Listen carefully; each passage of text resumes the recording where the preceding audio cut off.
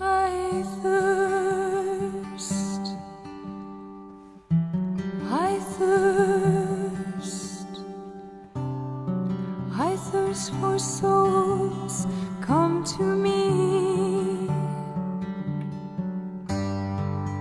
I thirst, I thirst, who will help bring them to me?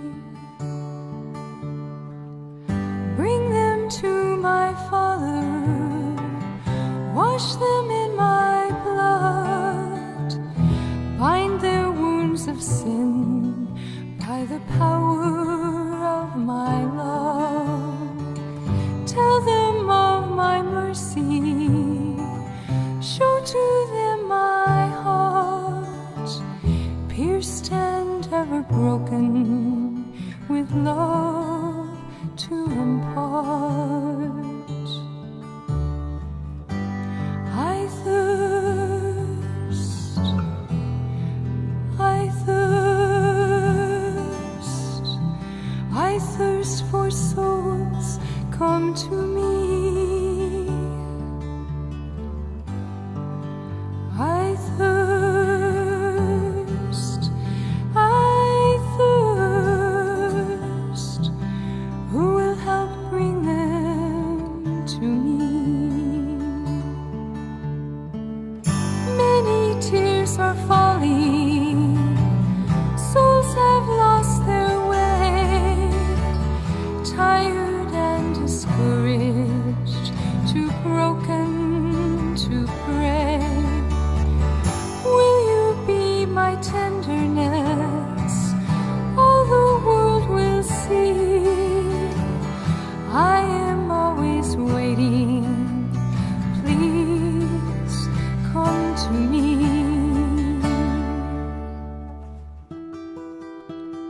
Come to me, all you who labor and are heavy laden, and I will give you rest.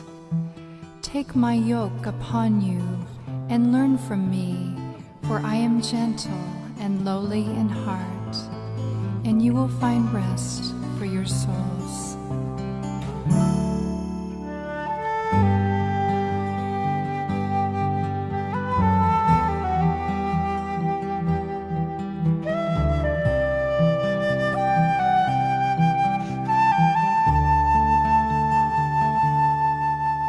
I thirst, I thirst, I thirst for souls, come to me. Who will help bring them to me? I thirst.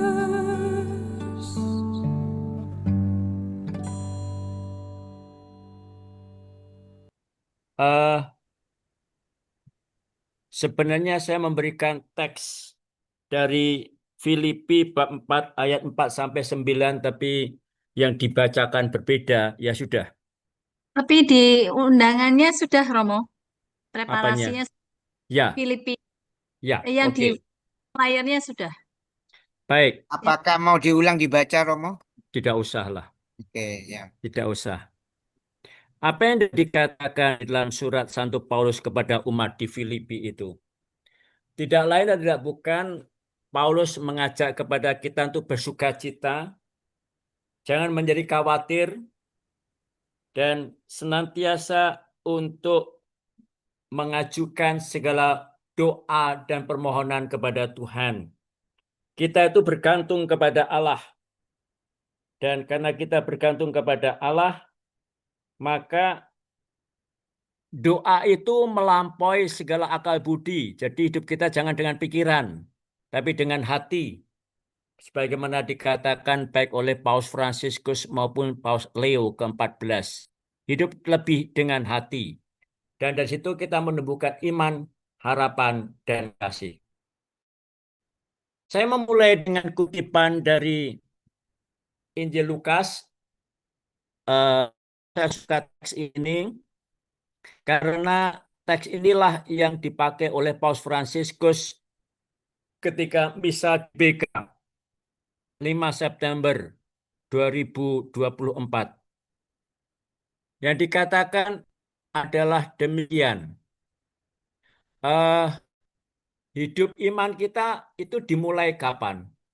Hidup iman kita itu dimulai ketika kita dengan rendah hati itu membiarkan Yesus masuk di dalam perahu hidup kita, memberi ruang bagi kita. Ingat dalam kisah itu digambarkan Petrus setelah semalam-malaman tidak mendapatkan ikan, lalu Yesus menyuruh untuk menebarkan jala di tempat yang dalam. Dan kita tahu bahwa Petrus lebih ahli, lebih pintar cari ikan daripada Yesus. Yesus tidak pintar cari ikan. Tapi toh betapa demikian Petrus tetap mau mendengarkan Yesus. Mengatakan, Tuhan, semalam-malaman kami tidak mendapatkan ikan. Namun karena Engkau memintanya, baiklah saya menebarkan jala. Pengalaman kegagalan, pengalaman kerapuhan, pengalaman kesalahan tidak menjadikan kita menyerah, tapi tetap mau berusaha dan membuka segala kemungkinan. Itulah hidup iman. Ketika kita membiarkan Yesus tinggal dalam perahu, beri ruang bagi kita. Dan mendengarkan sabdanya, membiarkan diri akan ditantang, digugat, dan diubah olehnya. Mengapa kutipan ini sengaja saya ambil? Karena itulah hidup doa. Membiarkan Yesus masuk dalam diri kita, dalam perahu hidup kita, memberi ruang bagi kita, mendengarkan sabda. Doa itu pertama-tama mendengarkan. Kita tuh berdoa terlalu banyak omong ya. Seperti kita tiap Jumat kadang-kadang terlalu banyak omong. Kita kurang mendengarkan. Dan membiarkan diri untuk dipertanyakan, ditantang, dan diubah oleh Tuhan. Diubah oleh apa? Diubah oleh sabda Allah. Memberi ruang bagi Tuhan dan membiarkan sabdanya, membiarkan ditantang, dipertanyakan, dan juga diubah olehnya. Inilah dasar dari hidup doa. Itu sesuatu yang normal dalam hidup kita karena ada lima penyangga dari hidup rohani. Hidup 2 harian, pelan membaca kitab suci, maka kita diajak untuk tiap hari membaca kitab suci, lalu bacaan-bacaan rohani, dan tindakan amal kasih.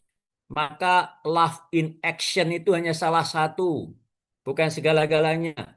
Jangan kita terlalu bangga seakan-akan dengan love in action itu kita sudah segala-galanya. Bukan. Masih ada yang lain, doa harian, perayaan sakramen, membaca kitab suci, dan juga bacaan rohani. Itulah yang menjadi penyangga dari hidup rohani kita, tetapi juga penyangga hidup iman kita. Tidak mengherankanlah kalau Ibu Teresa mengatakan rahasianya apa? Rahasia dia adalah berdoa. Dengan berdoa, saya menjadi satu dan cinta dengan Kristus. Dan menyadari doa kepadanya itu tidak lain dan bukan mencintai dia. Maka doa itu adalah ungkapan cinta, ungkapan kasih. Karena mencintai Yesus, maka saya berdoa kepadanya. Jadi doa itu bukan karena kewajiban, bukan karena aturan. Doa karena apa? Karena cinta. Kita bulan Oktober mendoakan Rosario bukan karena ya Oktober bulan Rosario, ayo Rosario. Bukan. Karena apa? Karena cinta. Jadi dasar doa itulah cinta. Dan cinta itu memberi ruang. Cinta itu mendengarkan. Dan cinta itu membiarkan diri saya ditantang, digugat, dan juga diubah oleh Tuhan. Maka Paus Fransiskus, tunjukkanlah kepada bagaimana kamu berdoa. Dan aku akan mengatakan kepadamu bagaimana aku hidup. Doa kita adalah hidup kita. Cara saya berdoa tidak bisa dipisahkan dari bagaimana saya itu hidup. Jadi bagaimana saya itu hidup. Itulah juga cara berdoa kita. Ibu Teresa ditanya, suster berapa jam sehari berdoa? Dan Ibu Teresa menjawab 24 jam. Karena doa itulah hidupnya itu, dan apapun yang dilakukan itu adalah doanya. Pelayannya dan sebagainya itu adalah doanya. Doa berarti berdiam di dalam Dia. Kita seringkali sibuk dalam berbagai hal. Namun jangan-jangan tidak ada iman, sekedar aktivitas bila tidak ada doa. Itu dikatakan Paus Fransiskus. Gereja sibuk dengan berbagai macam hal, tapi tidak ada iman. Karena kita hanya sekedar aktivitas. Kenapa tidak ada doa? Dan bila itu terjadi, kita tidak membiarkan diri dituntun dan dilayani oleh Tuhan. Maka doa yang paling dasar adalah diam mendengarkan. Dan doa itulah saat untuk kita berhenti, diam dan mendengarkan. Sebagaimana Yesus digambarkan sering pergi ke tempat sunyi, sendirian, bergumul dengan Allah, mencecap perkara dalam Dia. Maria dikatakan mencecap perkaranya dalam-dalam, merenungkan, menyimpan segalanya dalam hati, bergumul dan mencecap, menegaskan kehendak Allah. Maka itu satu, diam, mendengarkan, berhenti. Jangan-jangan doa kita itu juga sibuk, tapi itu bukan doa, itu aktivitas, kegiatan doa. Tapi kita tidak hening, tidak mendengarkan. Doa itu berarti membiarkan inisiatif sepenuhnya dari Allah. Jadilah kehendakmu menurut perkataanmu. Atau memakai kata-kata Paulus, bukan aku lagi yang hidup, melainkan Kristus yang hidup dalam diriku. Jadi membiarkan inisiatif sepenuhnya pada Allah. Sebagaimana Maria mengatakan, aku ini hamba Tuhan, terjadilah padaku menurut perkataanmu. Dalam doa yang terkenal dari Ignatius Loyola dikatakan, ambillah kemerdekaanku, kebebasanku, kehendakku, budi dan pikiran. Ambil semuanya itu Tuhan. Kehendak, pikiran, kebebasan. Ambil Tuhan. Lalu dikatakan, berilah aku ramah dan cinta, cukup sudah itu bagiku. Jadi membiarkan inisiatif sepenuhnya dari Allah. Jadi doa itu bukan orang narsis. Tuhan saya begini-begini, Tuhan begini-begini, saya. Itu bukan doa, itu narsis itu pamer itu. Jadi membiarkan inisiatif sepenuhnya dari Allah. Dan doa juga ungkapan kepatuhan akan janji. Kita ingat Abraham untuk menunggu punya anak satu saja susah, tapi dia tetap patuh taat pada janji Tuhan. Kalau Tuhan punya kehendak, sudah. Nanti bagaimana? Tunggu saja. Apa yang akan terjadi? Biar saja. Maka ketika dia mempersembahkan anaknya Ishak, dia tetap melakukan walaupun berat, walaupun tidak tahu. Tapi percaya penuh akan janji Allah. Maka doa itulah sikap orang beriman, patuh pada janji. Sebagaimana juga Maria dan Yosef mengandung Allah Putra, walaupun melahirkan di kandang, mengungsi ke Mesir, kembali ke Nazaret sebagai orang tukang kayu yang miskin dan biasa. Bahkan Maria harus melihat putranya dipaku di kayu salib, dia tetap diam karena percaya Tuhan kalau punya kehendak pasti akan terlaksana. Hanya caranya, jalannya bagaimana kita tidak tahu. Ingat, Santo Padre Pio mengingatkan kepada kita kalau kita berdoa jangan mendikte Tuhan, jangan membuat deadline kepada Tuhan, jangan memaksa Tuhan. Maka itu terjadi karena doa kita memaksa. Tuhan saya mau begini-begini, kalau engkau begini-begini, Tuhan kok dipaksa. Padahal doa itu mengajak kita untuk mendengarkan, melaksanakan karena percaya. Maka ada langkah pemurnian. Doa itu memurnikan diri kita supaya apa? Supaya kita tidak berpusat pada cinta diri, kehendak diri, kepentingan diri. Semakin dalam bahasa Paulus kenosis, semakin mengosongkan diri. Itulah doa. mengosongkan diri, sehingga bukan lagi aku yang hidup, melainkan Engkau, Kristus yang hidup dalam diriku. Dan doa juga tersedia bagi pengutusan, siap untuk dipakai, sebagaimana setiap akhir perayaan Ekaristi dikatakan, kau diutus. Demikian juga doa membawa kepada pengutusan. Ingat kisah tentang pengadilan terakhir Matius bab 25 ayat 31 sampai 46. Apapun yang kamu lakukan atau tidak kamu lakukan untuk saudara-saudaraku yang paling hina, kamu lakukan atau tidak lakukan untuk aku. Itulah doa. Atau di dalam Injil Yohanes, semakin ranting terikat dengan pokok anggur akan menghasilkan buah. Demikian juga semakin kita terikat pada Kristus, kita akan semakin menghasilkan buah. Dan buahnya adalah apa? Buahnya adalah kasih. Maka tanda bahwa kita hidup doa kita subur atau tidak, tandanya dari mana? Apakah saya makin mengasihi atau tidak?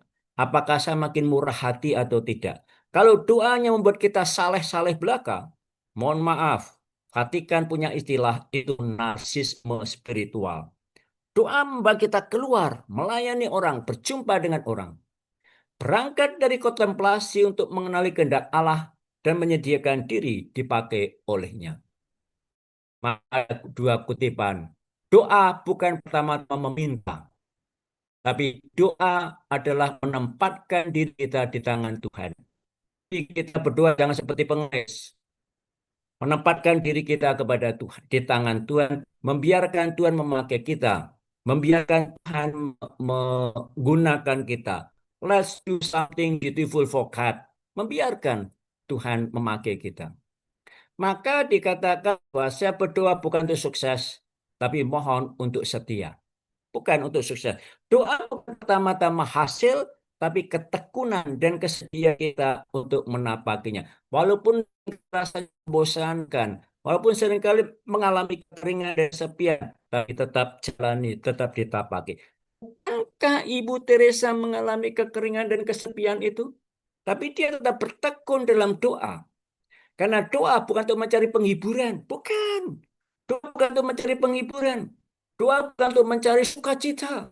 Tapi doa untuk apa? Menegaskan kehendak Tuhan. Dan seringkali penegasan kehendak Tuhan itu ditapaki sebagaimana dialami Ibu Teresa. Dan Ibu Teresa belajar dari Santo Yohanes Salib dan Santa Teresia dari Avila. Teresa dari Avila.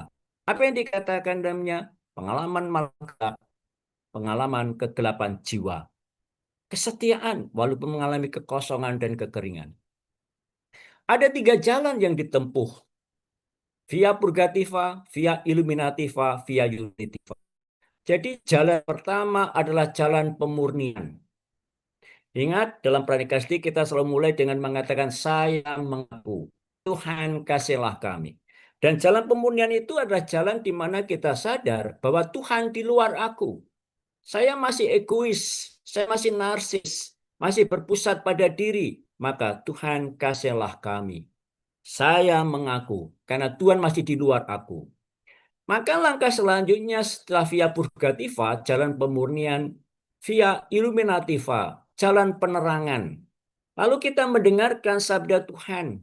Kita mencecap sabda Tuhan. Dan itu membiarkan Tuhan masuk di dalam aku. Tuhan tinggal di dalam aku. Dan akhirnya pada via unitiva, jalan kesatuan, semakin kita bersatu dengan Tuhan, bahkan tidak hanya bersatu dengan Tuhan, semakin Tuhan itu meraja, menguasai, menuntun, membimbing kita. Sehingga sebagaimana dikatakan Paulus, Kristus yang hidup dalam diriku. Itu kenyataan Tuhan yang mengatasi aku. Dan kita menjadi seperti alat yang di tangan Tuhan. Siap dipakai, siap dituntun, siap digunakan oleh Allah. Jadi, sebagaimana dikatakan Ibu Teresa mengatakan, bagaikan sebatang pensil di tangan Tuhan. Siap untuk menuliskan sesuatu yang indah. Dan pensil itu tidak keras kepala, tidak suka membantah dan membangkang. Membiarkan diri. Semakin luas, semakin lembut, semakin available, semakin tersedia. Dan itulah membiarkan diri dipakai oleh Tuhan bagaikan sebatang pensil di tangan Tuhan.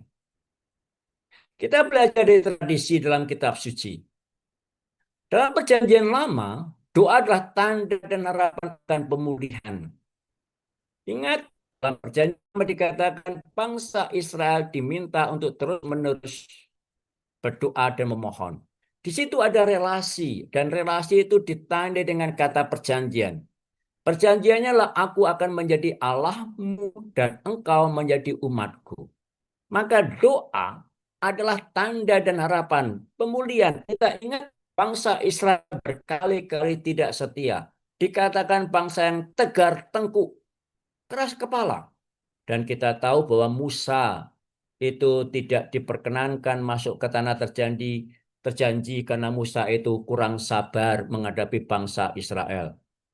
Maka ibu-ibu sabar ya, bapak-bapak juga, apalagi Romo dan Suster itu harus lebih sabar, jangan keras kepala.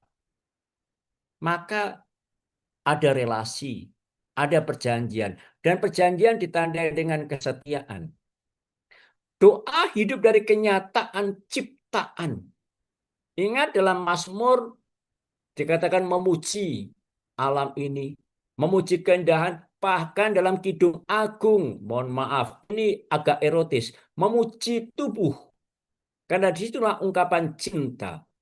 Memuji alam ini, memuji Allah pencipta ini. Sehingga mereka menghargai mana roti tak beraki yang diturun dari surga. Dan karena kita sadar bahwa kita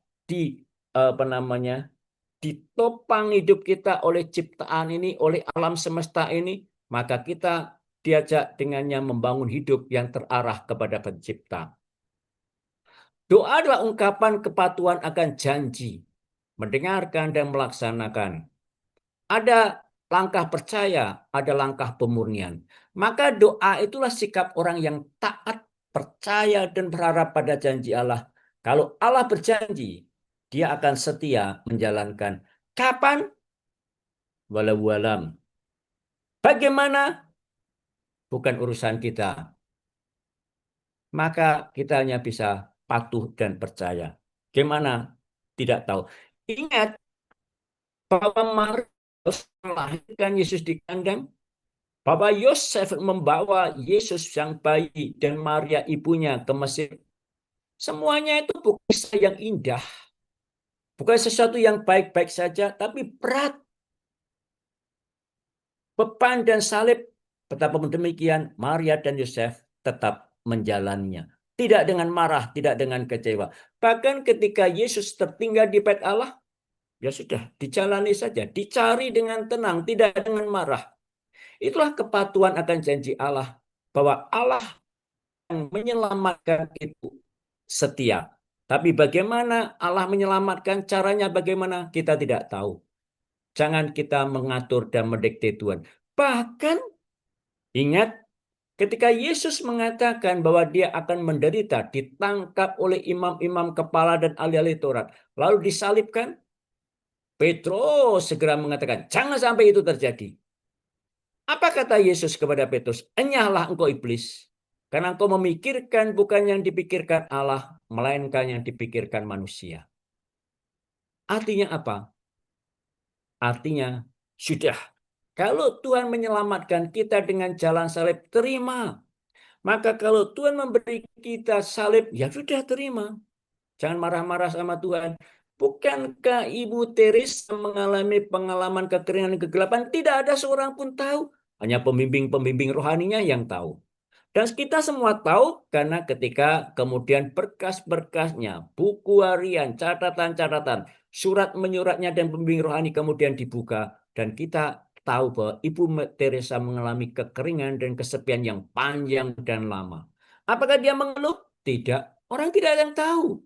Yang mereka tahu senyumnya, pelayanannya. Maka itulah ungkapan seorang pendua, diam, tidak teriak-teriak, tidak marah. Nah, kita belajar untuk itu. Saya mengaku saya belum bisa itu. Doa adalah pengutusan. Tadi sudah kita lihat. Menyediakan diri dipakai olehnya.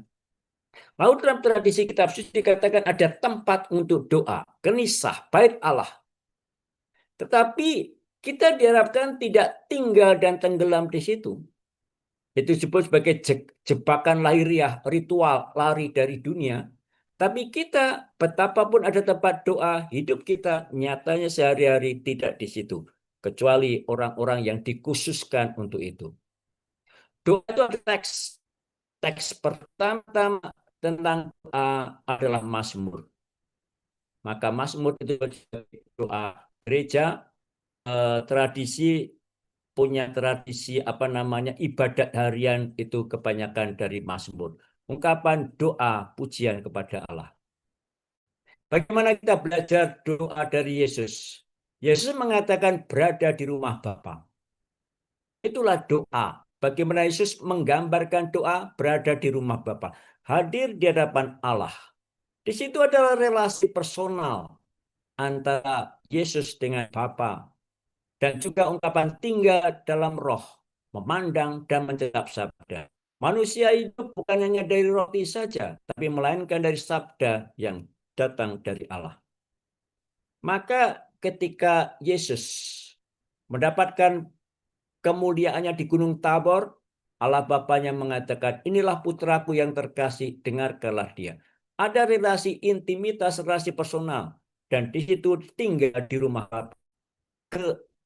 Keheningan, kesetiaan untuk tinggal di rumah Bapa. Dan menariknya adalah ketika Yesus sedang berdoa, tanda petik enak-enak berdoa, lalu orang lain pada datang, lalu Yesus meninggalkan doa itu, lalu dikatakan mereka bagaikan domba kehilangan gembalanya.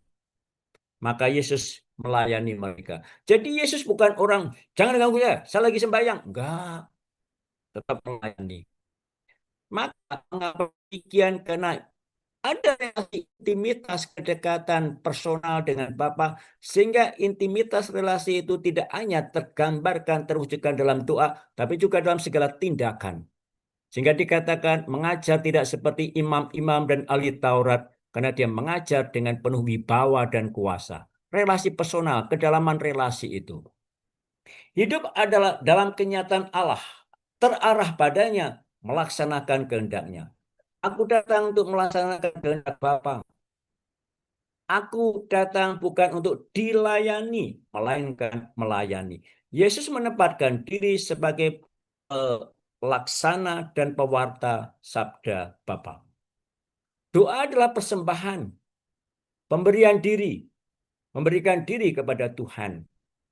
Dan memberikan diri itu seluruh dirinya termasuk tubuhnya, maka membiarkan juga tubuhnya dipaku di kayu salib, membiarkan diri tubuhnya dilukai bahkan ditusuk oleh tombak. Itulah pemberian diri. Tetapi Yesus juga mengajarkan berdoa itu seperti seorang anak. Kalau kamu tidak menjadi seperti anak kecil ini, kamu tidak layak dalam kerajaan surga. Maka oma-oma, opa-opa, jangan merasa bangga sudah menjadi oma dan opa. Tetaplah menjadi anak. Kalau bangga, saya sudah tua, nanti tidak layak masuk dalam kerajaan surga. Jadilah seperti anak. Tulus, tekun, dan sikap berjaga-jaga. Penantian penuh harapan. Kita tidak tahu kapan tuan rumah datang. Seperti katakan, kita tidak tahu kapan pencuri datang. Maka kita diajak untuk berjaga-jaga, siap sedia. Doa juga terus-menerus mengetuk. Mengetuk. Ketuklah, maka pintu akan dibukakan. Bagikan dalam Injil hari Minggu kemarin tentang janda yang terus-menerus meminta hakim untuk membela perkaranya dan hakim itu melaksanakan. Itulah doa itu terus-menerus membutuhkan apa? Ketekunan dan kesabaran. Percaya Tuhan akan memberikan yang terbaik. Kapan? Bukan urusan kita, itu urusan Tuhan. Kadang-kadang Tuhan tidak segera memberikan, menanti apakah kita siap. Apakah kita sedia untuk menerima rahmat itu? Jangan-jangan kita hanya minta gratisan, tapi tidak mau menjalankan dan menghidupinya. Apakah kita siap untuk menghidupinya? Apakah kita siap untuk melaksanakan? Jangan-jangan Tuhan memberikan sesuatu yang lain. Tidak sesuai dengan keinginan dan permintaan kita. Karena apa? Tuhan lebih tahu apa yang terbaik bagi diri kita. Nah, saudari dan saudara, Yesus hanya mengajarkan satu doa, yaitu doa Bapa kami. Yesus itu tidak mengajarkan macam-macam doa. Walaupun kita sekarang punya doa yang macam-macam, tapi ingat, satu-satunya doa yang diajarkan oleh Yesus hanyalah doa Bapa kami. Dan doa Bapa kami itu sebagai doa dasar, acuan, model. Maka kalau kita berdoa, modelnya, acuannya apa? Bapa kami itu. Apa bentuk dasar doa? Pujian dan permohonan. Karena kita mengungkapkan dalam doa kebergantungan kita pada Allah dan juga kepercayaan kita pada Allah. Ada dua langkah, Allah dan sesama. Pusatnya apa? Allah, bukan kita manusia, bukan saya pusatnya. Maka di situ ada aspek relasi. Kami, maka menyebut Bapa kami. Doa itu tujuannya kepada siapa? Kepada Allah Bapa. Jadi doa tujuannya bukan untuk saya. Tuhan, aku ingin begini-begini, aku ingin begini. Itu narsis. Doa itu tujuannya kepada Allah. Bapa. Dan Bapa siapa? Bapa kami. Mengapa kami itu penting? Karena kita berdoa dalam iman kita akan iman gereja. Maka kita berdoa juga sebagai gereja untuk gereja dalam gereja. Maka Bapa kami. Tatapannya Bapa yang seperti di mana? Yang ada di surga. Jadi bukan Bapa yang ada di dunia ini, yang ada di surga. Ada permohonan, 3 permohonan dasar. Dimuliakanlah namamu, datanglah kerajaanmu, jadilah kehendakmu. Maka kalau kita berdoa, permohonan dasarnya adalah apa? Kalau kita berdoa, permohonan dasarnya adalah agar kemuliaan Allah itu dinyatakan, kerajaan Allah itu terwujud, dan kehendak Allah itu dilaksanakan. Itu permohonan dasarnya. Jangan minta yang lain sebelum minta dan mohon itu. Lalu permohonan yang lain adalah terkait dengan diri kita. Berilah kami rezeki. Tapi ingat, hari ini, besok bagaimana? Besok mohon lagi. Karena kita bergantung kepada Tuhan. Maka Tuhan mengajarkan kepada kita tidak menumpuk. Orang yang menumpuk, dalam bahasa Injil dikatakan orang yang penuh dengan kekhawatiran dan kecemasan. Bukankah Yesus mengecam orang kaya yang membuat gudang sebanyak-banyaknya? Padahal Yesus mengatakan kalau dia mati semuanya itu tidak akan dibawa. Maka berilah kami rezeki hari ini, besok mohon lagi, besok minta lagi karena kita bergantung kepada Tuhan. Ampunilah kesalahan kami seperti kami mengampuni. Ada klausul, ada syarat. Kalau kita memohon pengampunan, maka kita pun harus menghidupi pengampunan itu. Ingat, rahmat, bahasa Latinnya gracia. Dari kata gracia kita mengenal kata gratis. Jadi kalau saya mohon diampuni, saya juga harus mau mengampuni. Jadi tidak mengadili. Itu orang sok soleh, sok suci, sukanya mengadili orang, sukanya menilai orang. Itu sikap sulung. Seperti tadi yang kita dengarkan dari Injil Lukas. Anak sulung berkata, saya kan sudah baik begini-begini. Lalu dia tidak mau menerima adik bungsunya yang pulang. Maka kita belajar dari Bapa. Saya tidak peduli adikmu itu tidur dengan pelacur-pelacur. Saya tidak peduli adikmu itu mengambur-amburkan uang. Tetapi yang saya peduli adalah sekarang dia pulang. Mari kita sambut. Nah, anak sulung ini sebenarnya kritik Yesus kepada ahli-ahli Farisi, orang-orang ahli Taurat. Sikap disebut sikap mentalitas anak sulung. Itu mentalitas orang yang sok soleh itu. Dan hati-hati, ini juga kaum agamawan, apalagi kaum berjubah. Yang tidak punya hati, tidak mau merangkul. Karena apa? Mohon diampuni, tapi dia sendiri tidak mau mengampuni. Tidak punya hati. Maka itu yang diharapkan. Ada klausul kalau kita memohon kepada Tuhan, kita ada rahmat itu juga kita hidupi. Dalam wujud apa? Kepedulian, kasih, pelayanan kepada sesama. Kemudian jangan masukkan kami ke dalam pencobaan. Ada perubahan di apa namanya di menurut ketentuan dari konferensi uskup Italia dan Perancis, Bukan jangan masukkan kami dalam pencobaan, tapi jangan biarkan saya masuk dalam pencobaan. Mengapa dirumuskan itu? Karena Tuhan tidak mungkin mencobai kita. Tuhan tidak mungkin memasukkan kita dalam pencobaan. Pencobaan itu dari roh jahat. Tuhan kadang-kadang hanya membiarkan kita saja, menguji kita. Tuhan tidak akan menjerumuskan kita di dalam pencobaan ketuhanan. Tetapi maka kita mohon jangan biarkan kami jatuh dalam pencobaan. Tuhan, kalau ada pencobaan, kalau ada godaan, tolong ya Tuhan jangan biarkan kami jatuh. Itulah yang dimohonkan. Kemudian bebaskanlah kami dari yang jahat. Karena apa? Yang kita mohonkan adalah keselamatan. Supaya kita selamat, supaya kita masuk surga. Lalu ada penutup doksologi disebut dalam istilahnya. Sebab engkaulah raja yang mulia dan berkuasa untuk selama-lamanya. Mengapa kita memohon kepada Tuhan? Mengapa kita berharap dan berserah kepadanya? Nah, dia adalah satu-satunya raja yang mulia dan berkuasa untuk selama-lamanya. Bukan raja untuk 5 tahun, 3 tahun, berapa tahun. Tidak seperti Ratu Elizabeth berapa puluh tahun. Enggak, ini selama-lamanya. Tidak seperti Raja Jawa. Tidak hanya 10 tahun. Apa itu setelah lalu merasa. Jadi untuk selama-lamanya Tuhan itu meraja. Maka Ibu Teresa pun mengajarkan kepada kita supaya kita mencinta, suka untuk berdoa. Suka untuk berdoa. Kenapa? Doa itu melapangkan hati kita. Sehingga kita tidak sempit. Supaya hati kita tidak picik dan tertutup. Tapi melapangkan hati kita. Sehingga kita mampu apa? Mampu untuk menampung dan menerima karunia Allah. Apa karunia yang tertinggi? Karunia tertinggi adalah putranya sendiri.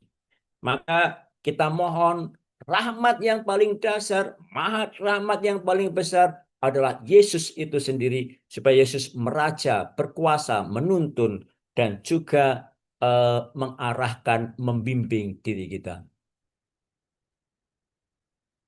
Doa, ungkapan relasi dengan Allah, dicintai dan mencintai.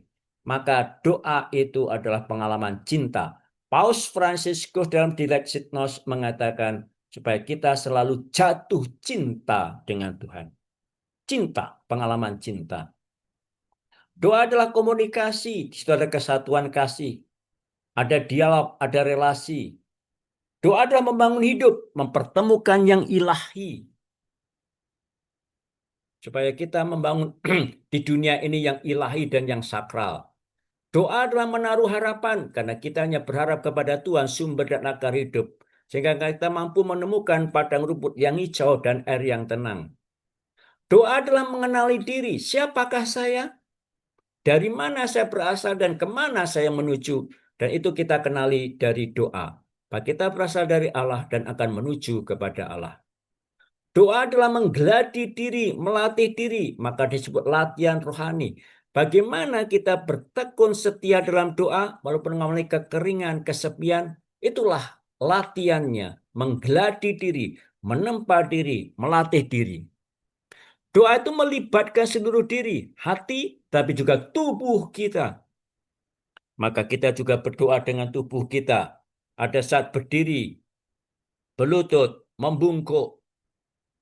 Sebagai contoh gestures tubuh kita. Merentangkan tangan, menakupkan tangan, dan sebagainya. Itu tubuh kita pun juga kita pakai untuk berdoa. Karena keseluruhan diri kita lah yang bekerja. Maka doa juga masuk dalam persekutuan. Hidup dalam bersama Bapa kami. Kita berdoa di dalam sebagai gereja. Bukan Bapakku, Bapa kami. Dan doa tidak narsis, tidak individualis. Karena apa?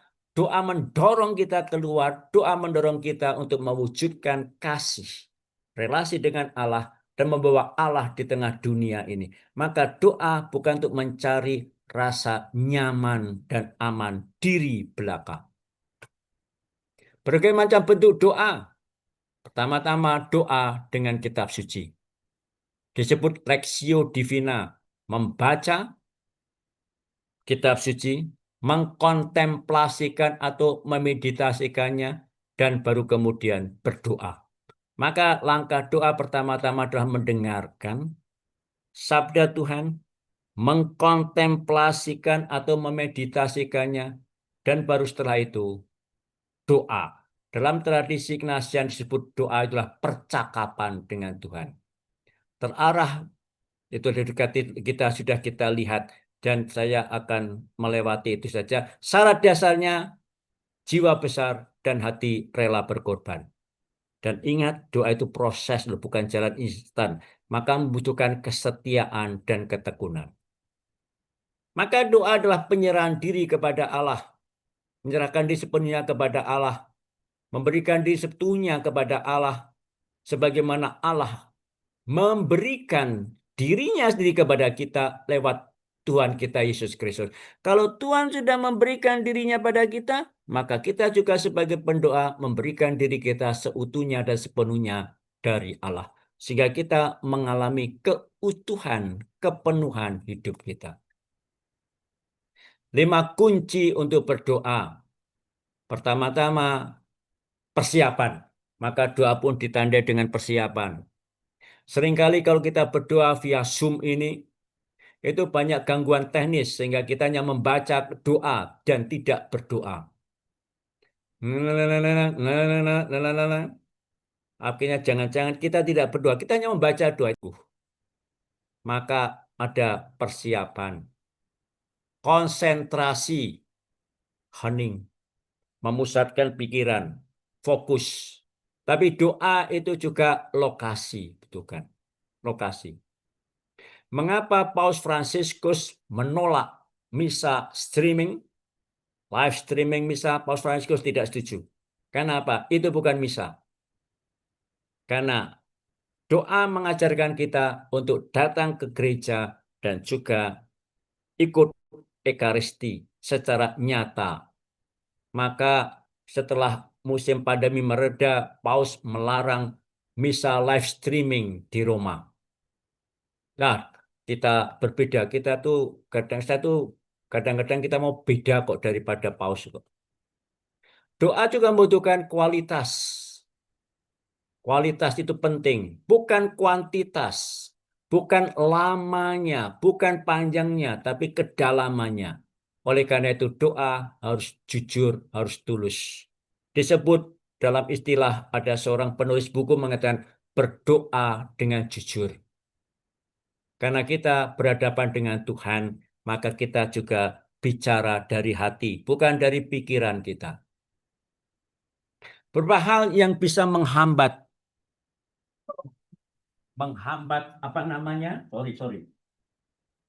menghambat kita dalam mendengarkan sabda Allah. Komplain.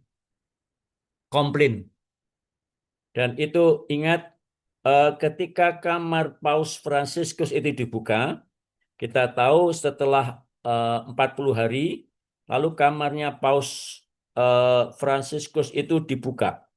Dan ketika kamarnya dibuka, apa yang ditemukan? Masih ditemukan sebuah tulisan.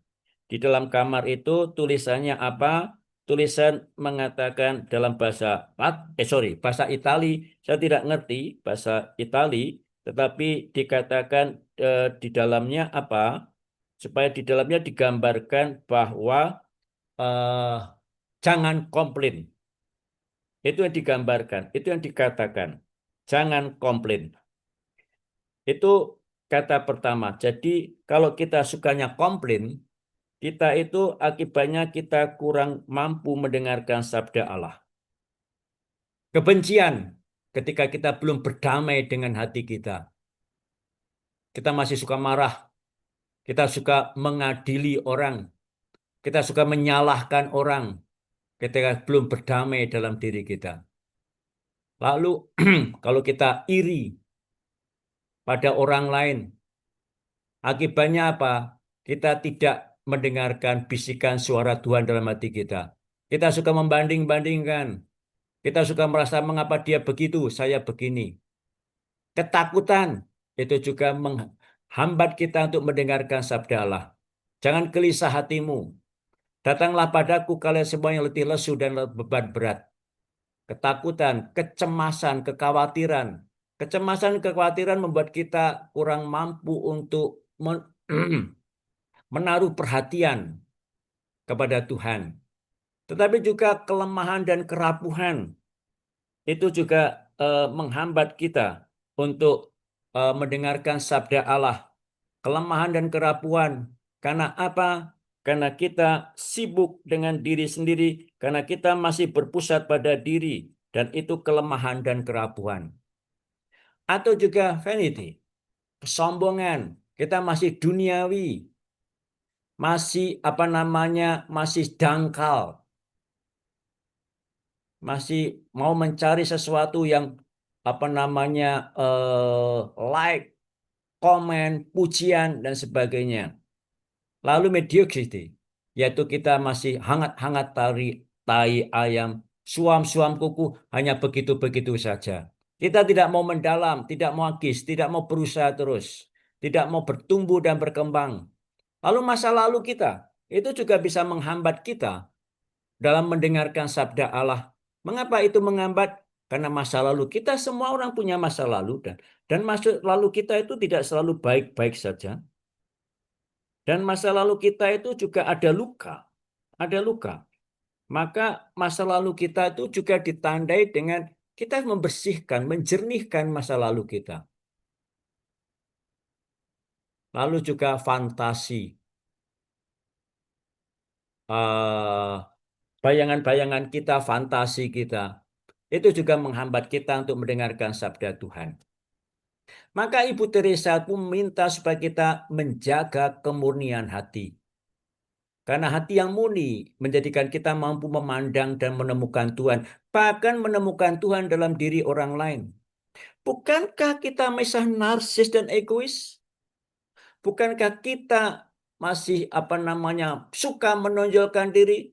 Pasang foto, status, diri. Menonjolkan diri, merasa sudah begini. Saya sudah begini. Lalu kita mudah menilai, mudah menyalahkan, mudah curiga pada orang lain. Akibatnya apa? Kita tidak melihat Tuhan dalam diri orang lain.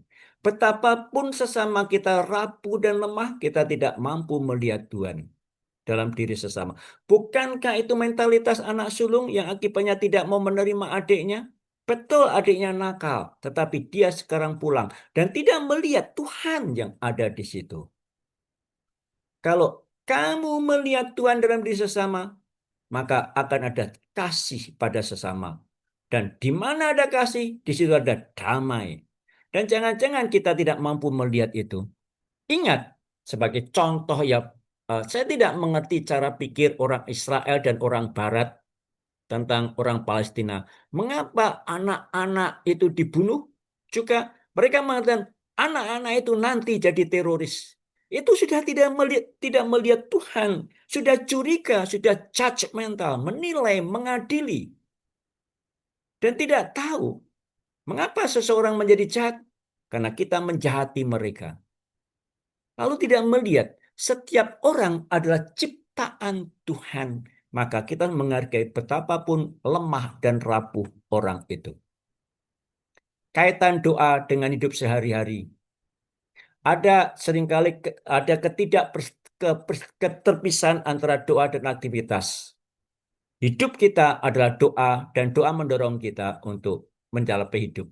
Doa bukan lari, bukan meninggalkan dunia, tidak meninggalkan aktivitas hidup harian, tapi membawa pergulatan dan pengalaman hidupku ke dalam doa. Jadi pengalaman hidup kita bawa dalam doa. Kalau saya lagi sebel pada suatu, masih merasa capek, itulah yang saya bawa dalam doa. Kalau saya merasa bising dengan ini dan itu, itulah saya bawa dalam doa. Maka doa membawa keseluruhan hidupku, disebut discerning prayer. Doa selalu menegaskan, mempertimbangkan. Doa mendorong pada tindakan dan tindakan membawa pada doa. Ada lingkaran semakin masuk dalam apa yang disebut sebagai simul contemplativus in actione. kontemplasi membawa kepada aksi dan aksi membawa kepada kontemplasi. Dan diharapkan dengan demikian antara kontemplasi dan aksi menjadi satu dan orang hidupnya makin mendalam. Maka doa dalam hidup sehari-hari juga adalah menghadirkan Allah dalam hidup sehari-hari, menemukan Tuhan dalam segala dan segala dalam Tuhan. Maka Ibu Teresa mengajarkan, saya percaya bahwa doa itu mengubah. Tetapi pertama-tama adalah doa mengubah diri kita. Jadi bukan mengubah situasi ini, tapi pertama-tama saya yang berubah.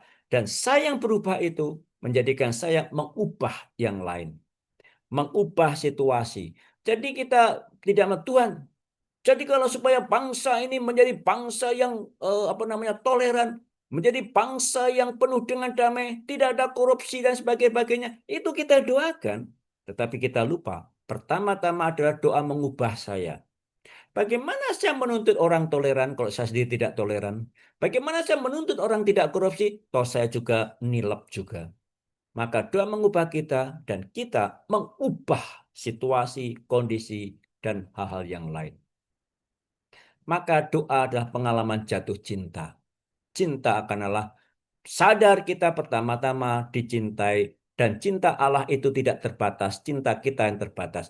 Justru dengan doa membawa kita keluar dari keterbatasan cinta kita. Supaya kita mengalami dan masuk dalam cinta Allah yang tidak terbatas. Maka saya suka dengan ungkapan dari Paus Fransiskus. Jangan-jangan yang hilang dalam hidup rohani kita. Jangan-jangan yang hilang dalam hidup doa kita adalah cinta. Karena kita tidak punya cinta. Karena kita tidak punya hati. Dan itulah doa, ungkapan kepercayaan kita, tetapi juga ungkapan cinta yang mewujud dalam pelayanan. Buat keheningan adalah doa, maka syarat dasar doa adalah keheningan. Jadi bukan ribut aktivitas sibuk, itu bukan doa. Keheningan, terutama keheningan hati. Buah keheningan adalah doa. Buah doa adalah iman. Buah iman adalah kasih. Buah kasih adalah pelayanan. Dan buah pelayanan adalah kedamaian. Maka kita diharapkan dengan demikian menghidupi sukacita kasih. Seorang pendoa adalah orang yang hidup dalam sukacita.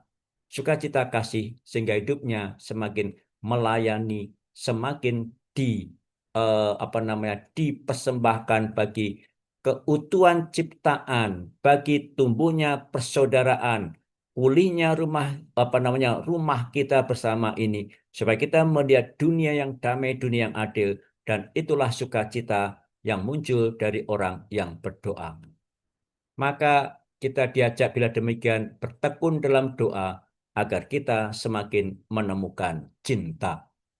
Demikian yang bisa saya sampaikan untuk malam ini. Saya kembalikan kepada siapa? Rosa atau Winardi, moderatornya. Ya, Silahkan. silakan Rosa. Winardi saja. Loh, Silakan. ya oke. Terima kasih Romo Chris ya. Ternyata malam ini kita dapat banyak ya bahan doa dan ternyata untuk berdoa itu tidak mudah sehingga ada tahapan, kemudian ada tantangan ya. Tapi yang terakhir itu yang saya suka ya kata-katanya. Kita harus bertekun gitu di dalam doa dan itu yang menjadi tantangan ya. Seringkali kita merasa bosan, seringkali kita merasa aduh kok eman-eman ya, wis mending untuk aktivitas yang lain karena waktunya nggak cukup sehingga kita bisa skip doa gitu ya.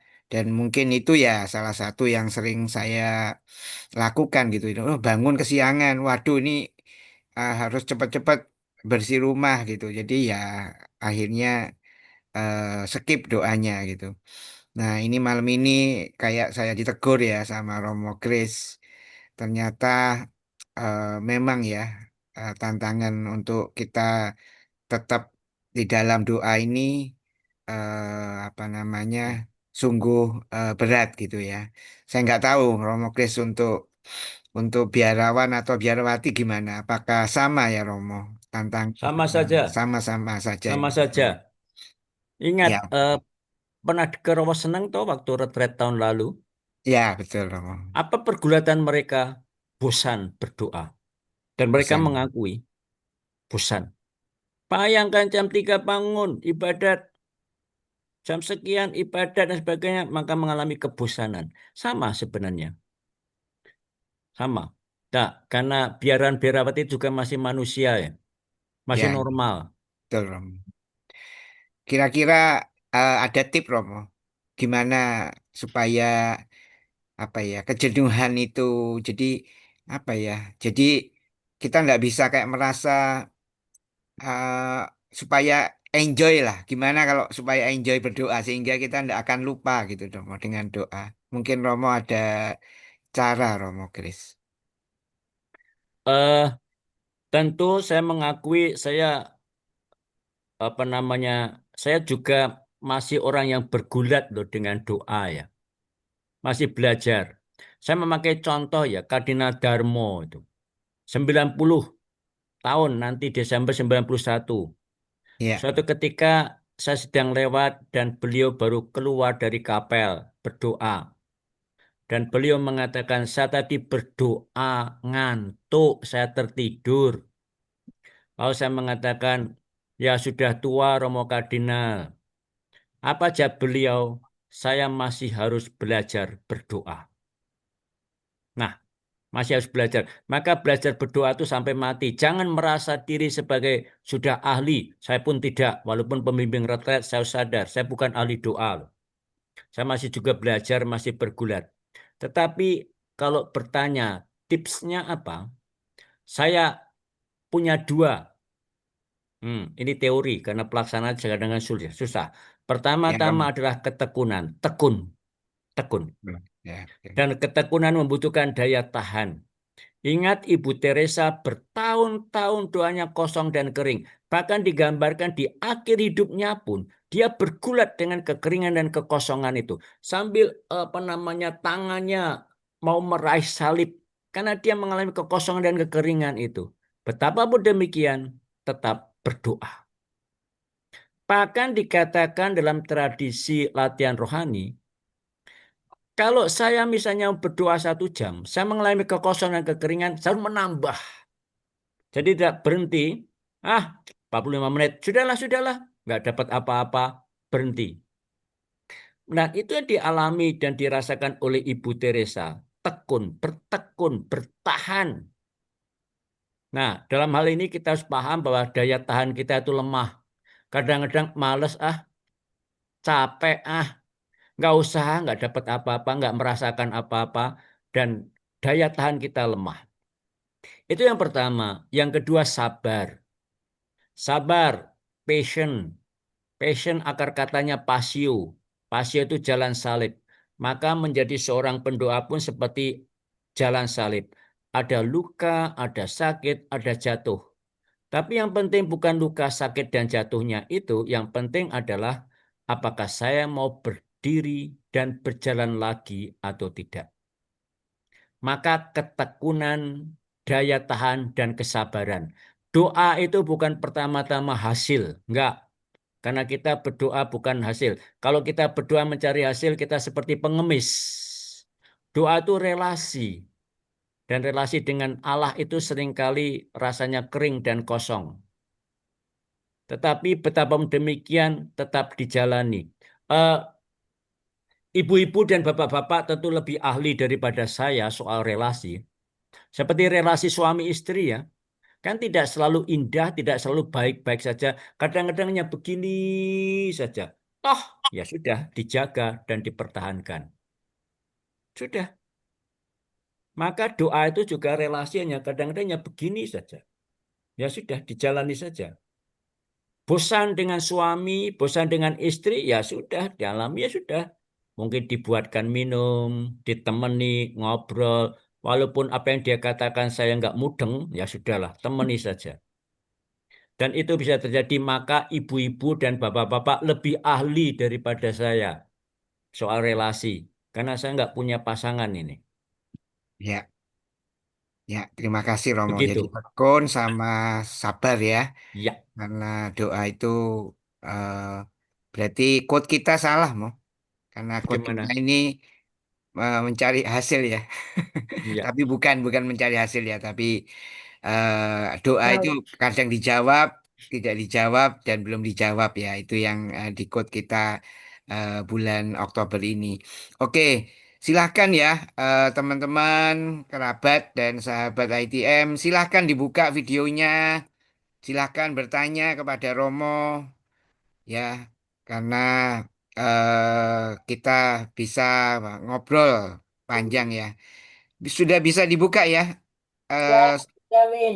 oke ya, oke. Mungkin Bu Margo mau sharing gimana Enggak, kehidupan saya mau doanya. tanya Romo. Oh tanya, Tanya, oke enggak ya, sharing. Mumpung sama Romo Kris.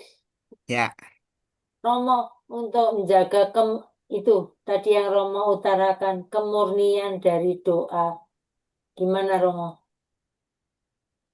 Eh, Omar, itu seumur hidup ya Omar. Karena Iya. apa? Karena kita masih manusia, kita masih egois, masih punya kepentingan diri, masih punya kehendak diri, masih punya cinta diri. Itu baru selesai kalau kita mati, Omar. Hmm. Selama kita belum mati, kita masih punya keinginan di situ. Maka menjaga kemunian itu adalah berani, saya memakai kata-kata Ibu Maria, terjadilah padaku menurut kehendakmu. Maria sudah punya rencana dengan Yosef. Dah tunangan toh nanti menikah tinggal di sini nanti begini begini begini dan rencana dan rancangan itu dihancurkan. Mohon maaf istilah saya dihancurkan oleh Tuhan ketika mereka datang, baik datang kepada Maria maupun datang kepada Yosef. Betapapun ketika mendengar bahwa Maria hamil, dikatakan Yosef ingin pergi diam-diam untuk menyelamatkan Maria, bukan karena membenci Maria, menyelamatkan Maria supaya dia yang dipersalahkan. Nah, supaya dia dipersalahkan. Tetapi ketika malaikat datang dan mengatakan ambil Maria sebagai istri, langsung dia berbuat itu tanpa bertanya. Demikian juga ketika membawa anak itu ke Mesir, melalui Yesus dan Maria ke Mesir mengungsi, jalankan saja, tidak bertanya. Maka oleh karena itu memurnikan diri itu terus-menerus untuk kita upayakan. Kita memulai dengan setiap kali pranikasti kita mengatakan saya mengaku. Jadi kita mengaku kita itu rapuh ya. Kita itu lemah ya. Kita itu berdosa dan kita mengaku.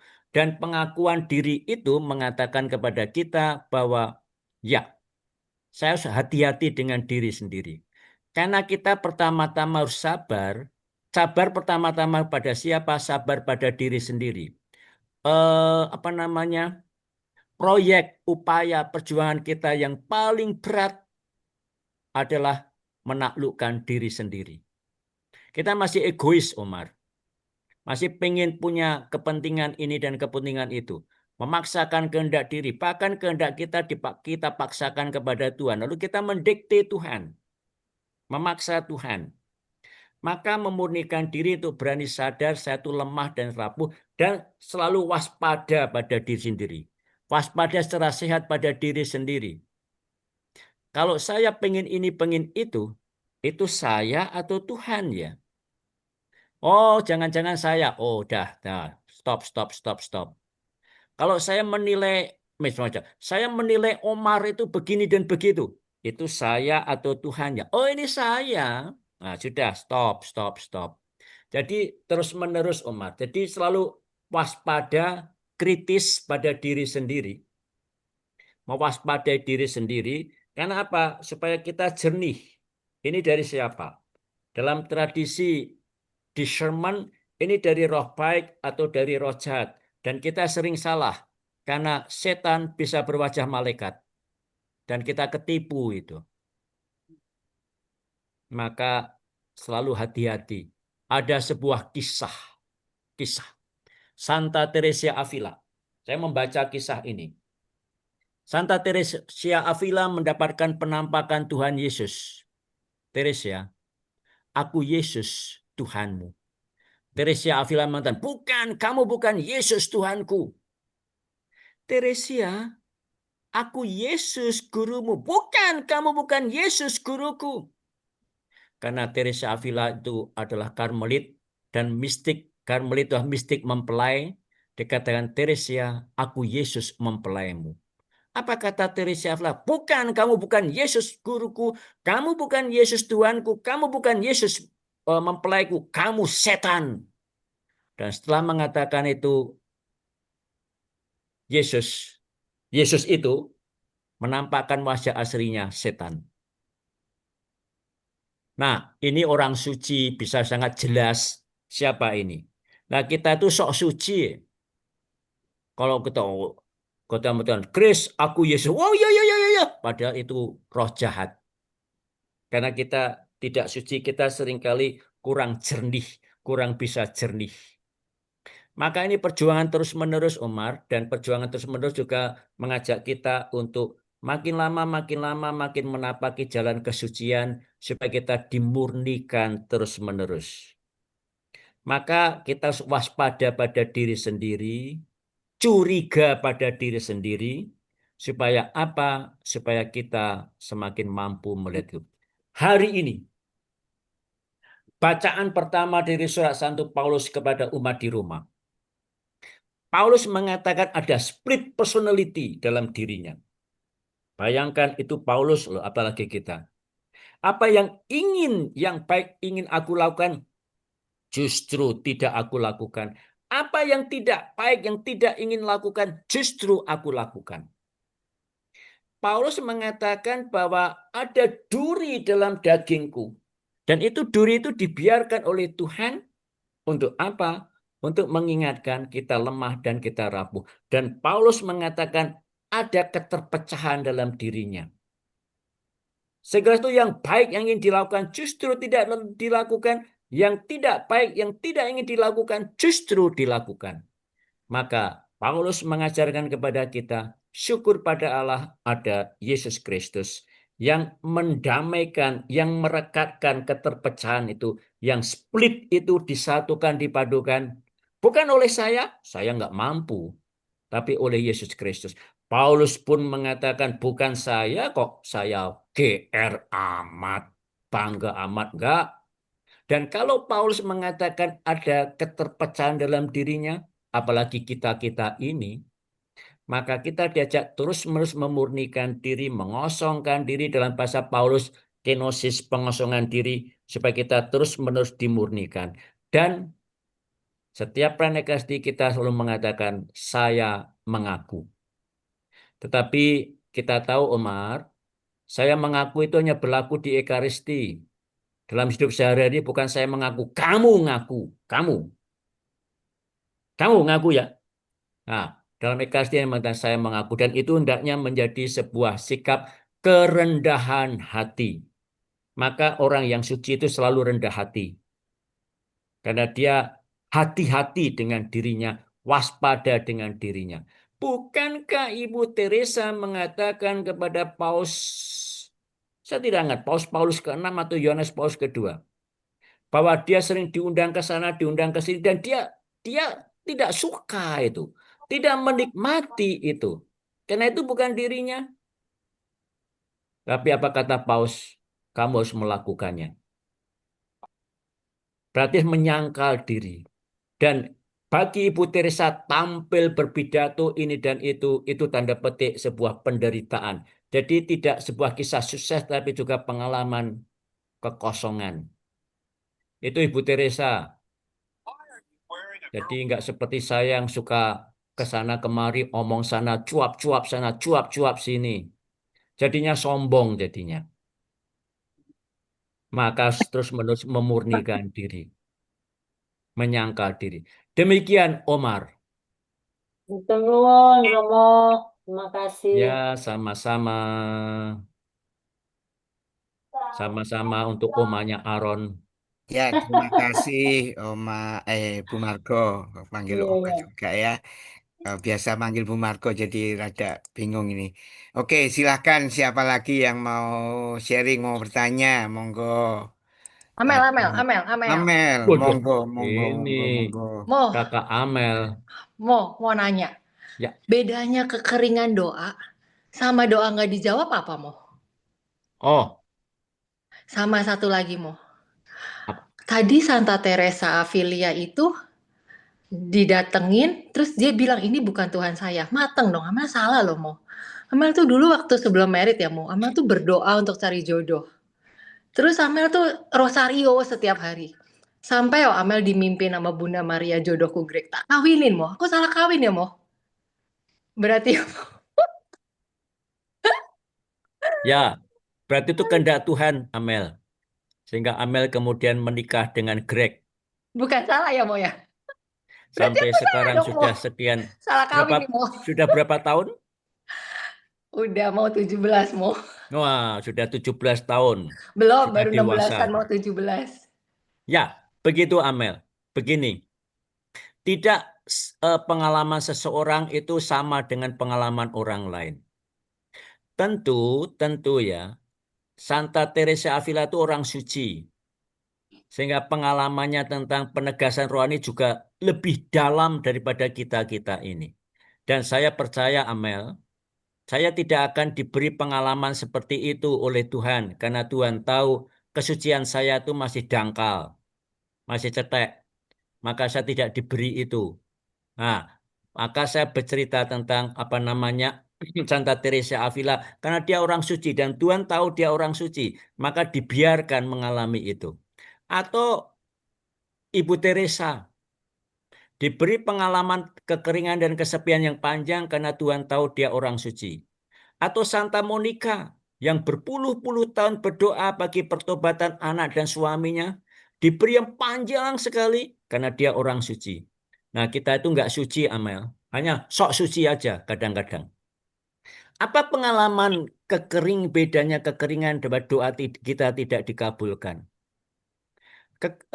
Doa kita tidak dikabulkan itu ya, kita tidak tahu apa rencana Tuhan ya. Karena bisa jadi tidak dikabulkan karena Tuhan mau memberikan yang lebih baik. Atau tidak dikabulkan karena Tuhan mengecek kita sudah siap belum? Sudah yakin enggak?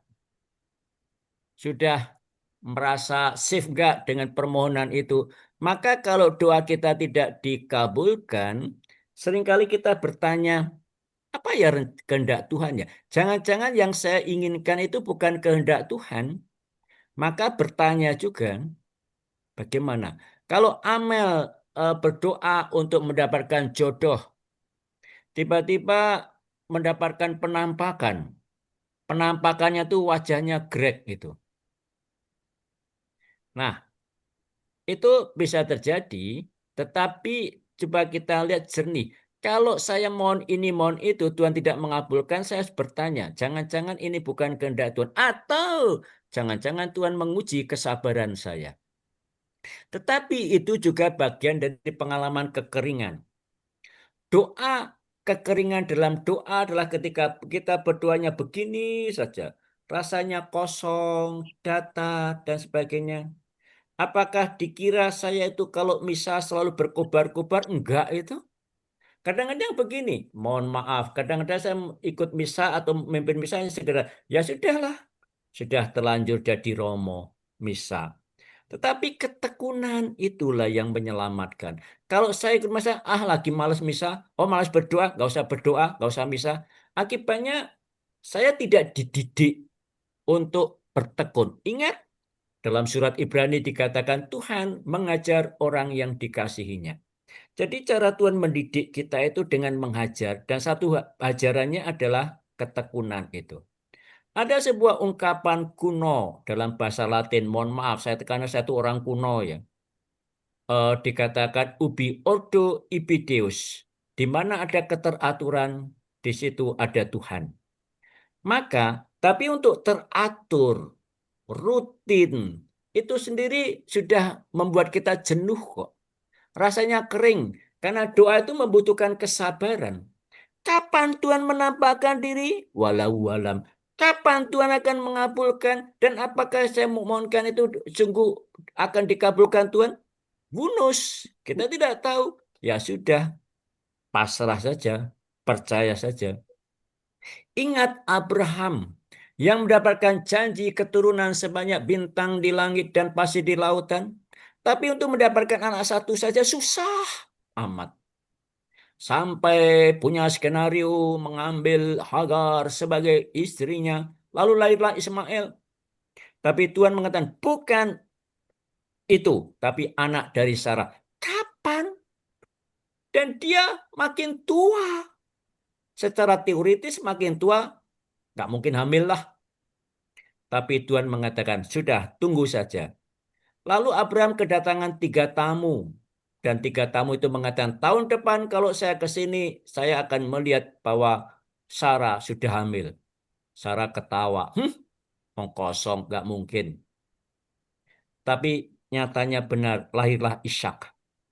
Dan Ishak lahir ketika Abraham dan Sarah sudah lebih dari 100 tahun. Kita nggak usah berdebat benar lebih dari 100 tahun atau apa. Kita nggak usah berdebat. Nah, ketika Ishak itu menjadi remaja, sudah ABG, Tuhan mengatakan persembahkanlah anak itu. Ya, tidak masuk akal, tapi sudah jalani saja. Ini kehendak Tuhan, sudah. Maka kehendak Tuhan itu tidak pernah selalu mudah. Kadang-kadang Tuhan juga menguji kita, maka disitulah kita diajak bertekun dan bertahan. Dan seringkali Tuhan juga menguji kita, kalau saya mohon A, saya berdoa dan mohon A, saya mau mengatakan novena, baru hari ke-5, ke-6, ke-7, kok nggak dikabulkan lah, berhentilah, mandeklah novenanya, nggak usah diterusin. Itu berarti kita kurang bertekun. Kadang-kadang Tuhan itu membiarkan kita dan menguji kita. Tahan nggak? Siap nggak? Ada sebuah kisah Santo Filipus Neri, Amel. Filipus Neri itu pelindung para pelawak di Italia abad ke-17, 16, 17. Orang yang lucu sekali. Tapi ketika muda dia adalah orang yang tidak sabar, suka marah. Lalu dia berdoa, Tuhan berilah saya kesabaran. Dan Tuhan mengabulkan doanya. Bagaimana cara Tuhan mengabulkan doanya? Begitu dia keluar dari kapel, begitu keluar dari gereja, Tuhan mengirim teman-temannya meledek dan membuli dia. Munafik lo, sok suci lo, sok soleh lo, sembahyang mulu. Hari berikutnya demikian juga. Dari hari ke hari, minggu ke minggu, bulan ke bulan, tahun ke tahun. Sampai akhirnya Filipus Neri menjadi orang yang sangat sabar dan lucu. Dan saya mengalami itu. Saya tuh salah satu doa yang saya mohonkan adalah saya ingin belajar jadi sabar, makin sabar. Saya tuh nggak sabar, saya nggak sabar. Suka marah saya, suka jengkel sama oma juga itu, tapi nggak bisa menghindar dari oma. Nah, lalu saya berdoa, Tuhan saya ingin belajar sabar, dan Tuhan mengabulkan doa saya itu. Dan cara Tuhan mengabulkan nakal Tuhan itu. Saya disuruh menemani romo-romo Emmaus ini. Romo-romo tua, romo lansia yang tua dan sakit itu. Dan dari situ saya juga tahu ternyata saya belum sabar. Ternyata sabar itu masih sulit dan masih perjuangan seumur hidup saya. Ya sudah, jalani saja. Kapan? Ya sudah, saya percaya kalau saya mampu bertahan dan mampu terus seperti ini, saya tidak akan mengatakan saya orang suci. Saya akan semakin bisa menjadi sabar. Jalani saja. Dan itu juga adalah pengalaman kekeringan. Ya sudah, bertahan saja. Setiap kali berdoa, Tuhan ajarlah saya menjadi sabar. Sambil saya senyum-senyum. Belum bisa saya menghadapi opa-opa itu. Tadi saya jengkel menghadapi opa itu. Yang begini dan begitu. Enak aja dia ngambil snack banyak, dibawa ke kamar, yang lain tidak dapat bagian. Aduh, gimana itu? Begitu, Amel. Nggak mudah, Amel. Tetapi ya kita tidak tahu dan kita hanya bisa menunggu saja. Tapi menunggu itu juga kita harus bertahan dalam kekeringan dan kesabaran. Yang penting adalah percaya Tuhan selalu memberikan yang terbaik. Apa itu yang terbaik? Walau alam. Kita percaya saja. Apakah ini menjawab Kakak Amel? Masih blur-blur dikit sih mau. Jadi jawabannya antara kita nggak tahu ini jawabannya sebenarnya belum dijawab atau memang kita kekeringan berarti ya Mo ya. Ya, Kira-kira gitu kan Mo. ya, Hanya Tuhan yang tahu. ya. Dan kita hanya diajak bertahan. Iya, Inikah tetap setia. bagaimana itu waktu akan menjawab. Tetapi Oke, waktu itu kan berjalan lambat. betul. Maka sudah, kita tunggu saja nanti bagaimana. Oke, thank you Mo. You are welcome. Berarti aku nggak salah ya Mo ya? Atau salah Mo? Kawin be bojoku Mo. Wah, ya nggak salah sampai sekarang bertahan sampai Nah merawat makanya jangan-jangan aku salah nih Mo mertua sampai dan bertahan lagi sebagainya Mo. dengan setia dan itu kan Aduh, luar kan nggak biasa itu tahu. Amel. Salah setia ini Mo. Iya, kalau Jangan-jangan. saya menjadi seperti kamu, saya belum tentu tahan loh, Amel. Aduh. Jangan-jangan aku salah setia lagi Mo. Gimana ini Mo? Wah, Aku jadi, hah, bisa begitu ya? Oh, oh. ya. Dan Tuhan mendidik. Ternyata Oh. Tuhan tidak hanya memberikan grek, tapi juga papa mamanya. Ya makanya Bonus, jangan-jangan aku salah setia dapat toh Mo. bonus. Ya, begitulah. Ada yang raise hand tadi tampaknya. Nugroho. Ya, Silakan, Mbak. Iya, maaf nggak bisa buka ini. Eh, Romo, tadi Romo kan mengutarakan bahwa kerapuhan itu merupakan halangan dalam doa. ya, Padahal kan kita nyadari bahwa kita manusia tuh rapuh. ya. Maka berarti kita tetap harus terus bersatu sama Tuhan dong, Mo, untuk supaya halangan itu bisa teratasi gitu ya, Mo. Karena kan perjuangannya tadi ya sebenarnya Romo udah negesin sampai kita tutup usia ya baru itu eh tetap dalam ketekunan lah gitu ya Mo. Gimana Mo? Menurut pendapat Romo? Ya, pertama-tama kita sadar kita tuh rapuh loh. Hanya masalahnya kan kita tidak sadar, kita kan sombong tuh. Kita merasa saya itu baik loh, saya itu hebat loh. Lalu kita tidak rendah hati. Maka kalau kita tidak rendah hati dan tidak mengakui satu rapuh dan satu lemah, itu menghambat saya untuk mendengarkan sabda Tuhan. Tetapi Oke. kalau saya sadar, saya tuh lemah loh, saya tuh rapuh loh. Saya tuh nggak baik-baik amat loh. Saya tuh nggak pinter-pinter amat loh. Saya tuh tidak hebat-hebat amat. Saya tidak saleh-saleh amat, tidak suci-suci amat. Dan itu menjadikan kita rendah hati dan kerendahan hati menjadikan kita semakin tahu dan memahami kehendak Tuhan. Tapi kalau saya merasa saya pinter, saya begini, saya romo, saya begini, lalu saya menjadi sombong dan akibatnya apa? Itu menghambat saya untuk mengenali kehendak Tuhan. Yang saya dengerin siapa? Pendapat saya, pikiran saya, kehendak saya saja. Self-love, self-will, self-interest. Maka mengosongkan diri, maka sadar saya itu lemah, saya itu rapuh, saya itu berdosa. Dan kita semua berdosa loh, kita semua. Dalam iman Katolik hanya ada satu yang tidak berdosa, yaitu Maria, Bunda Maria. Hanya itu. Petrus pun berdosa lemah. Dan apalagi kita-kita ini. Nggak ada yang sempurna, nggak ada. Paus pun tidak sempurna, Ibu Teresa pun tidak sempurna. Jangan memuja Ibu Teresa melebihi Ibu Maria. Nggak, Ibu Teresa pun tidak sempurna. Maka kita sadar bahwa kita tuh lemah dan rapuh. Dan dalam kesadaran kita lemah dan rapuh, kita harus mewaspadai dan mencurigai diri kita sendiri. Pendapat kita, pikiran kita, keinginan kita, melepaskan semuanya itu. Maka dikatakan dalam doa terkenal dari Santo Ignatius Loyola, ambillah ya Tuhan kemerdekaanku, kebebasanku, pikiran, budi, kehendakku. Ambillah itu semua ya Tuhan. Supaya kita tidak berpusat pada pikiran, kehendak, kebebasan diri, melepaskan semuanya itu, karena tidak mengatakan pikiran itu jelek, tidak, tapi kadang-kadang kita terlalu berpusat pada pikiran, pada kehendak, sehingga kita menjadi sombong. Maka kita sadar kita lemah, kita rapuh, Dan memang kelemahan dan kerapuan itu menghambat kita untuk mendengarkan sabda Tuhan. Dan justru karena itu saya waspada. Waspada, hati-hati. Oke, terima kasih Saya Mo, punya jelas. masa lalu dan kita semua masa lalu. Dan masa lalu kita juga tidak selalu baik-baik saja. Dan kita punya luka-luka dari masa lalu. Atau mungkin dari orang tua. Orang tua saya punya kelemahan ini dan kelemahan itu dan saya menjadi bagian. Dan juga itu ada bakat seperti itu. Maka kita selalu waspada, hati-hati. Begitu, moga-moga ini menjawab.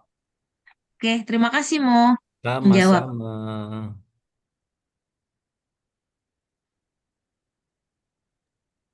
Bu Maya Nugroho bisa memperkenalkan diri singkat saja. Dari mana? Iya. Ya, saya dari Paroki Cilandak, Iya, Jakarta, Stefanus, Jakarta Selatan. Jakarta ya. Selatan. Terima Satu kasih. paroki dengan Butris, dengan Sama Oma, saya Margo. mau. Ya, Salam kenal, saya Margo dari Stefanus Cilandak. Cilandak Iya. juga. Ya, Iya Bu Margo. mungkin ketemu di gereja ya. Iya, Selamat sama Mbak datang, selamat sama datang. Mbak Menu ya. Iya, betul, betul. Ya. Oke. Ya, terima kasih. Oke, terima kasih Romo Kris. Semoga dengan paparan Romo Kris ya. Tadi kalau ya. tidak salah temanya itu adalah doa. Sebentar, saya coba buka lagi. Doa dalam iman, harapan, dan kasih. Betul ya, Mo? Iya, Oke, semoga dengan paparan Romo Kris kita semakin memiliki iman dan semakin berharap ya, khususnya di tahun jubileum ini, sehingga kita boleh semakin memiliki kasih ya, khususnya kepada sesama. Karena kata Romo, doa itu adalah relasi kita ya dengan Tuhan Yesus sendiri. Dan semoga nanti kita bisa memancarkan cahaya seperti Ibu Teresa yang di dalam lagu Come Be My Light kita mau mengikuti teladannya Santa Teresa dari Kalkuta. Oke, teman-teman kita mau dengarkan lagu Come Be My Light ya.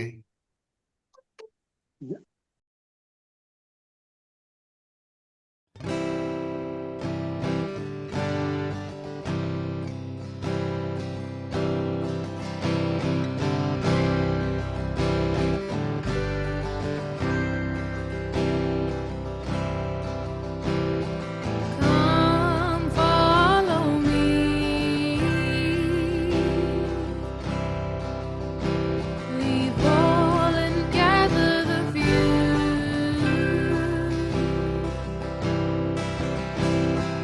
Come live my life. Will you refuse?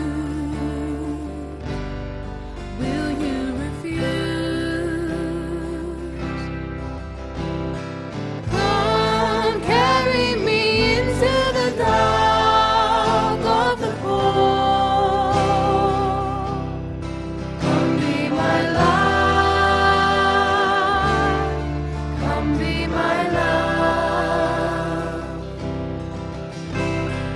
Come carry me into the darkest of holes. Come be my light. Come be my light. Lord, I am unworthy. This I feel is beyond me. Lord, I am afraid. Is it me that you choose? Me that you choose? Lord, send me your spirit. I am poor. Lord, give me life.